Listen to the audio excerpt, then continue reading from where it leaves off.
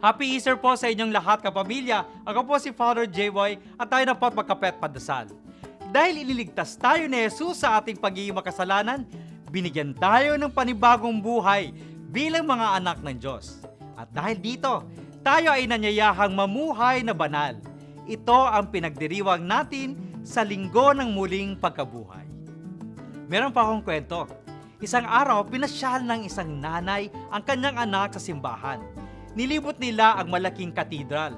Ngunit ang nakaantig sa bata, ang makulay na glass windows.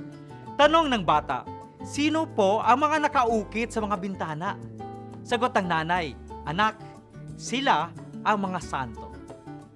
Pagkalipas ng ilang araw, may nagtanong sa bata, ano ang mga santo? Naalala ng bata ang sinabi ng kanyang nanay sa loob ng katedral. Kaya sinagot ito ng bata, sila ang mga taong nagbibigay kulay at liwanag sa ating buhay.